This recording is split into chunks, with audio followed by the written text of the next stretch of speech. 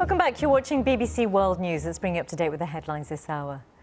There is a lot of preparation that's going into a holiday feast. It's one of the headlines for this holiday weekend if you're in America, of course, because the one thing that they don't want to do is ruin the meal faster than getting a fight over politics over the dinner table. Whether it's the midterm elections here in the US or Brexit in the UK, things could get heated fast. So how do you avoid having things turn into a food fight? For advice, my colleague Joan O'Brien spoke a brief time ago to Peter Coleman, a social scientist at Columbia University, before they headed out for Thanksgiving. Talking politics at the dinner table has always been pretty contentious. Why is it so bad now? Well, we're living, as your viewers I'm sure know, in extraordinary times. There's an ethos now in the public sphere of, I would say, more contentiousness, meanness. Some of that comes from the leadership, some of that comes from the media, and some of that comes from the kind of increasing tribalism that we exist here in the US, I know exists in the UK and elsewhere around the world. So there is a sort of an exhaustion. There's a kind of low tolerance for frustration right now. And so I think when people wander into conversations that have political tensions or even personal animosities, I think things are hotter and things escalate more quickly these days. You have a wonderfully named Difficult Conversations Lab at Columbia. What have you found?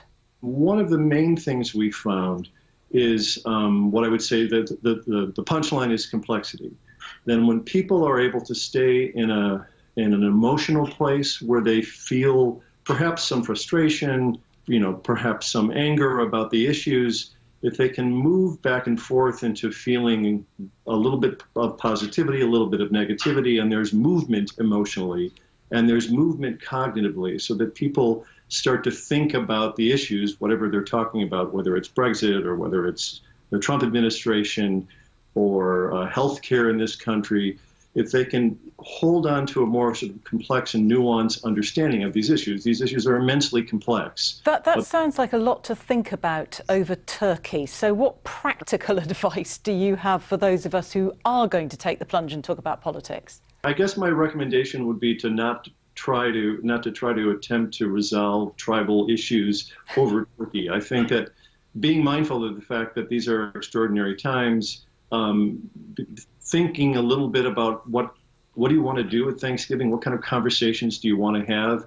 If you're really moving in to sort of persuade your uncle who's stuck in a different point of view than you are, if that's really what you want to do, maybe Thanksgiving isn't the right time to do that. And maybe you should think a little bit about the conditions under which you're going to be able to have that kind of conversation with someone else. Do you have a relationship with them that will tolerate that? Or have you, in the past, triggered escalated conflicts, gotten into more difficult conflicts with that person? But when it comes to these sort of deeper issues, these conflicts around values, they're harder to navigate, particularly in the short term. So probably not over the Brussels sprouts. Peter Coleman, whether you're talking about politics or not, thank you very much for joining me and happy Thanksgiving. My pleasure. Thank you.